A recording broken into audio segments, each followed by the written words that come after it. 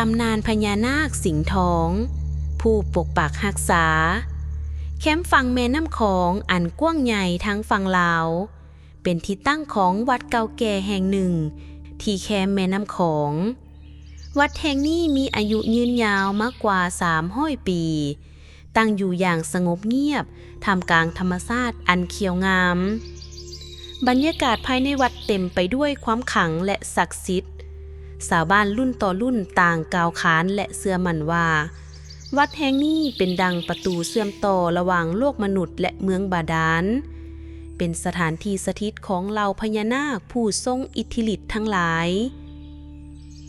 เรื่องราวอันน่าอัศจรรย์ได้เริ่มต้นขึ้นในวันศีลเพ็ง15 ค่ำซึ่งเป็นวันพระใหญ่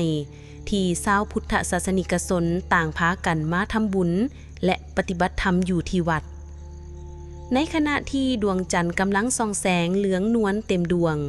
ได้เกิดมีปรากฏการณ์ที่เฮ็ดให้ชาวบ้านทุกคนต่างตกตะลึงงูสิงห์ทองขนาดใหญ่โตหนึ่งได้เลื้อยออกมาจากป่าทึบทางหลังวัดอย่างซ่าๆลำโตของมันใหญ่เท่าลำขาผู้ใหญ่มีสีเหลืองทองอลามเกล็ดของมันเมื่อต้องกับแสงจันทร์ก็ส่องประกายแวววาวดังทองคำบริสุทธิ์งดงามคล้ายคือเกล็ดขององค์พญานาคในตำนานที่เคยได้ยินมาแต่แทนที่จะแสดงความดุร้ายงูสิงห์ทองตัวนั่นกลับเลื้อยเข้าไปในพระอุโบสถหรือสิมอย่างสงบ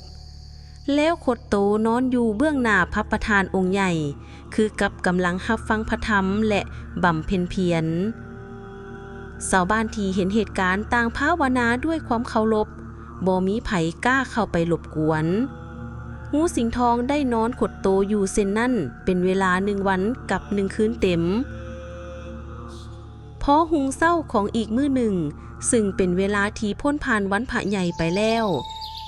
ชาวบ้านโกบ่เห็นห้องห้อยของงูสิงห์ทองโตนั่นอีกเลยคือกับว่ามันได้หายโตไปอย่างลึกลับเหตุการณ์ครั้งนี้ยิ่งเฮ็ดให้ความเชื่อของชาวบ้านแน่นแฟ้นขึ้นพวกเขาต่างเชื่อมั่นว่างูสิงห์ทองตัวนั้นบ่แม่นสัตว์ธรรมดาแต่แม่นองค์พญานาคผู้ศักดิ์สิทธิ์ทั้งหลายที่ได้แปลงกายขึ้นมาจากเมืองบาดาลเพื่อถวายสักการะบูชาต่อองค์พระสัมมาสัมพุทธเจ้าและมาร่วมถือศีลในวันพระใหญ่นับแต่นั้นเป็นต้นมาในทุกๆวันศีลใหญ่15 ค่ำชาวบ้านก็มักจะเห็นงูสิงห์ทองโตดังกล่าวปรากฏกายขึ้นมาในบริเวณวัดเสมอบางครั้งก็นอนขดโตในสิมบางครั้งก็เลื้อยอ้อมพระธาตุเจดีย์แต่บ่เคยทำให้ผู้ใดการปรากฏโตของพญานาคสิงห์ทองได้กลายเป็นสัญลักษณ์แห่งความสิริมงคลและความศักดิ์สิทธิ์ของวัดแห่งนี้ชาวบ้านต่างมีความศรัทธาเป็นอย่างยิ่ง